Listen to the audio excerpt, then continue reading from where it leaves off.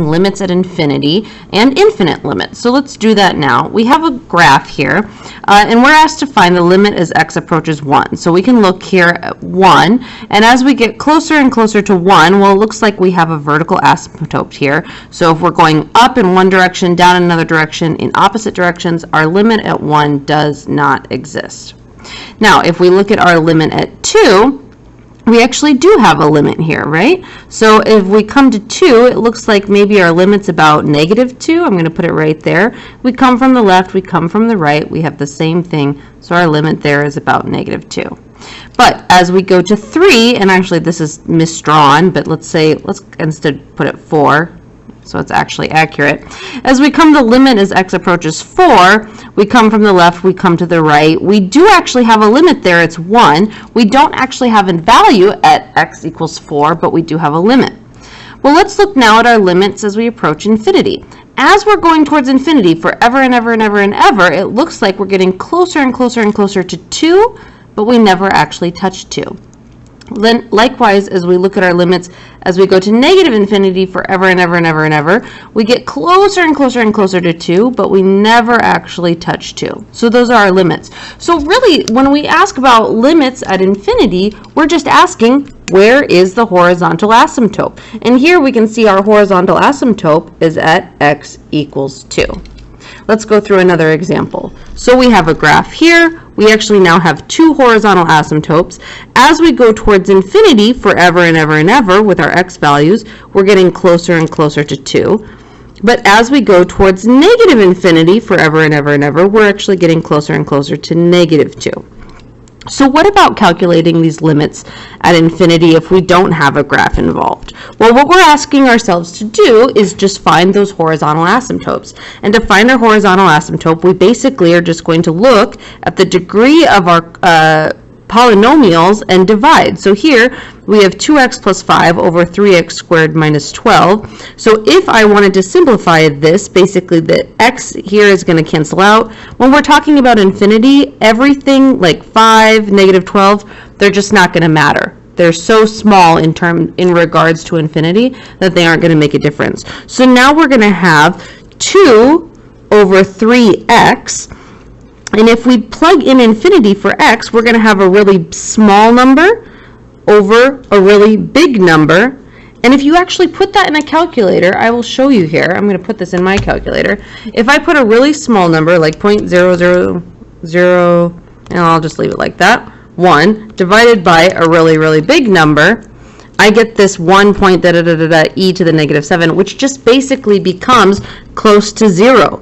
So our limit, if we have a smaller degree over a larger degree as we go towards infinity, is going to be 0. All right, let's look here. We have 2x squared plus 5 over 3x squared minus 12, same denominator. Well, in this case, we're going to, again, the 5 and the -12 are negligible. But now we're going to look here. Well, x squared over x squared, if I put infinity in for x, I'm going to get infinity squared over infinity squared. Those are actually just going to cancel out.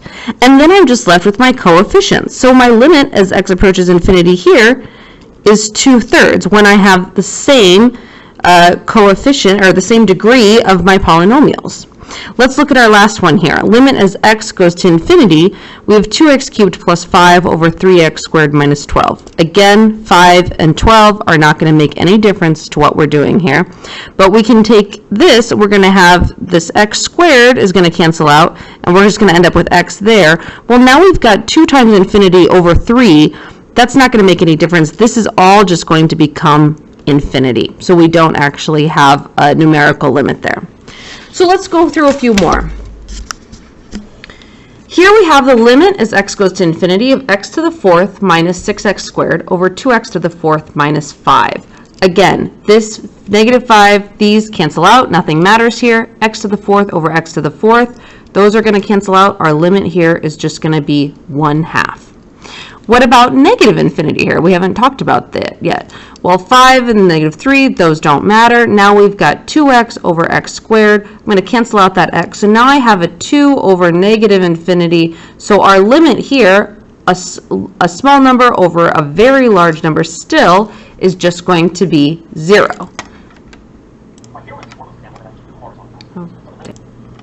Okay, sorry about that. So now let's look at our third example here. We have 5x squared plus 6 over x minus 6. Again, 6's don't matter. This x is going to cancel out. I'm going towards negative infinity, so I have 5 times negative infinity. My answer here is just going to be negative infinity. Here, 2 doesn't matter. X doesn't really matter either. We're just trying to look at our biggest, our first coefficient there, so x squared doesn't really matter. So now we have x is going to cancel out here. We have an x squared. So we're going to negative infinity, and negative infinity squared, negative times a negative, is just a positive. So we actually have positive infinity here. All right, let's look down here. Number 5, we have the limit as we go towards infinity of 12x minus 2 over the square root of 9x squared plus 4x minus 1. Well, if we take the square root of this, we end up with plus or minus 3x, right? Well, now we have 12x over 3x. I'm going to just write that down. 12x over plus or minus 3x. I need my x's there. So these cancel out. And so now I have 12 over 3. So I'm going to have positive 4 and negative 4. That's actually where my asymptotes are going to be, at x equals 4 and negative 4. So what about when we're getting towards infinity? Well, as we're going towards infinity here, we would have positive infinity over this is going to be positive, right? Because infinity squared would be positive. So this is going to be towards positive 4, right? But if we go over here, we would have 12. This actually simplifies to the same exact thing, right? These are the exact same. But if we plug in negative infinity here, because this is positive, that's a positive infinity. I should put a little plus sign there. This is negative infinity, so we have a negative over a positive, so we end up with negative, not negative infinity, but negative 4 towards our other asymptote. All right, what about finding these limits analytically? And now some of you have actually asked about this, and this is a great question. What if we want to find a limit like as x approaches 4 from the left, or as x approaches 4 from the right? Well, we have the exact same equations here, so let's examine this. If we just put in 4, that's not really going to give us any valuable information. So let's choose something that's just to the left of 4 here. So I'm going to choose like x when it equals 3.9, right? And I'm just to make this simpler for myself, I'm going to actually put this into my calculator so that I can just calculate this easily. Minus 2x plus 12 divided by x squared minus 6x plus 8. And since I'm using this for 2 problems, this will make life much easier for me. So as I put in, if I put in 3.9 and I trace 3.9, I get 138, right? But over here, if I trace, instead of 3.9, I'm now going to trace 4.01. I guess it doesn't really matter, right? 4.01. I get negative 1,402. Well, what does that mean? If I look at this graph, I can kind of see what's going on here. If I trace 3.9, I got 138. I get a number that's all the way up here. I'm going towards positive infinity. But if I traced, and it got all smudged, 4.01, I got negative 1402. That's all the way down here. I'm going towards negative infinity, right? Let's try another one. Here, if we have x squared minus 2x plus 5 over 2x minus 2 of 1 from the left, I can try out at 0.9. And same equation here. I want to go 1 from the right. I can try at 1.1, right? And you don't actually need to use your calculator to graph these. I mean, you could just plug this in if you really wanted to, but that's a little time consuming, and for the sake of my mental health and yours, I'm going to use the calculator. Minus 2x plus 5 divided by 2x minus 2. Make sure you're using your parentheses so that things graph correctly. Oh, we've got a beautiful graph here. And again, I'm going to trace 0.9. I've got negative 20.05. So it looks like I'm going towards negative infinity. And if I trace 1.1, I get 20.05. It looks like I'm going towards positive infinity. All right, there's one last thing I want to talk about quickly, and I have already touched on it a little bit, so it should be mostly review. But basically, I want to talk about how to find an asymptote.